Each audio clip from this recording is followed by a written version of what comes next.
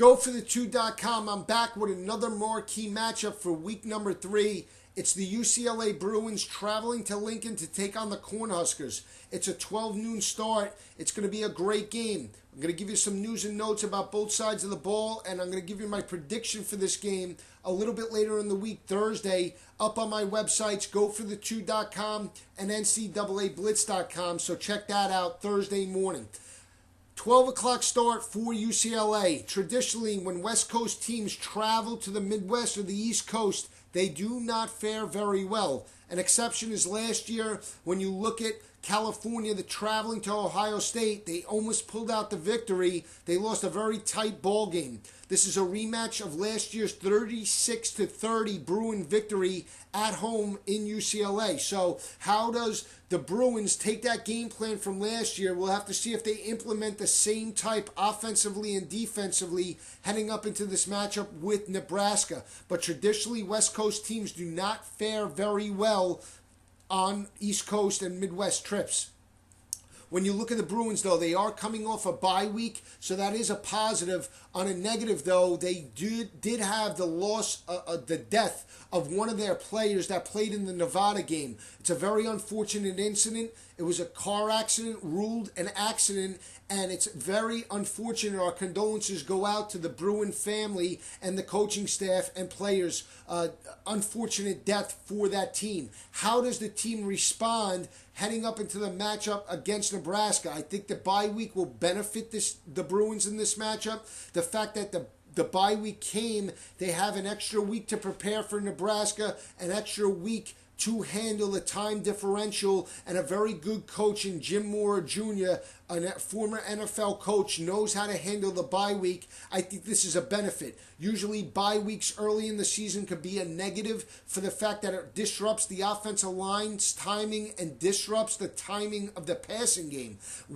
Bye weeks are better when they're later in the season, when they allow players to recoup from injuries and allow players to gain fresh legs. Early in the season, though, could be a negative, hampering timing and hampering the way of game speed. So, but in this instance, I think it's a benefit with the time differential and the fact of the death of a player. This is an added benefit for the UCLA team heading up into this matchup with Nebraska. Traditionally, not a very good record for UCLA over Nebraska. 2-6 overall since 1973. They're 1-4 in Lincoln, with their last victory coming in Lincoln in 1948. So it's an uphill battle for the Bruins. History's not on their side, but I do think that they have the offensive weapons to challenge a vulnerable Cornhusker defense. When you look at the Cornhusker defense, surrendering 140 rushing yards per game and giving up 302 passing yards per game. Gave up a ton of yards to Wyoming in week number 1. They didn't look good last week either against Southern Miss. I know they had a dominating victory, but they're vulnerable in the vertical passing game. And look for the UCLA offense and quarterback Brett Hundley to challenge them.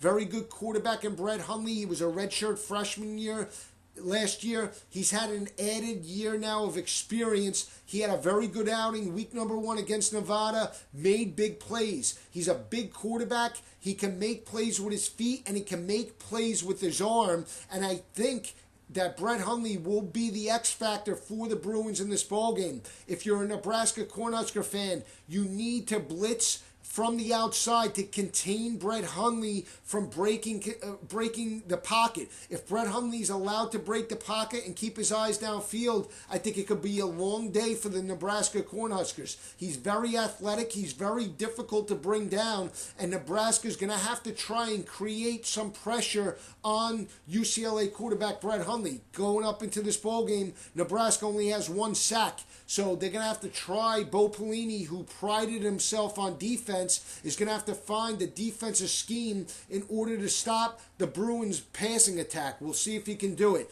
When you look at the offensive side of the ball for Nebraska, they're led by their senior quarterback, Taylor Martinez. Last season, he broke out in the passing game, had a very good season throwing the football. That's an added dimension because Taylor Martinez is lethal with his feet. He makes big plays. The negative on Taylor Martinez has always been, though, his turnovers in big ball games. He turned the ball over last season in the 36-30 loss. How does Taylor Martinez respond in this home game up against a very good opponent in UCLA?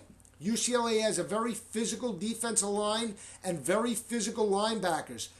Jim Moore, a defensive-minded coach, so look for him to pressure Taylor Martinez, keep Martinez in the pocket, and force Martinez to beat the Bruins with his arm. We'll see if he can do it. Amir Abdullah is a home run hitter, a very underrated running back. He has big playability, and the wide receiver, Kenny Bell, stretches the defense. I think it'll be a very good game. I like UCLA in this ball game, but I'm holding off on our prediction. Stay with me for Thursday's prediction. I think UCLA has the weapons. I think they will be able to challenge Nebraska in this ball game. I'm going to hold off, though, on a prediction till Thursday. Stay with me all season long at GoForThe2.com and NCAABlitz.com. Also, this Friday on my radio show on blogtalkradio.com, the NCAA Weekly Blitz Show, former Georgia Bulldog wide receiver Corey Allen and I he'll join me. He'll be my guest. Corey Allen joins me Friday, 2:30 p.m. at blogtalkradio.com, the NCAA Weekly Blitz Show. Corey Allen and I will talk about Georgia Bulldog football. We'll also talk about the state of the SEC. We might even get into the Alabama-Texas A&M matchup. So stay with me all season long. College football is the best, and I can't wait to talk about it. So stay with me.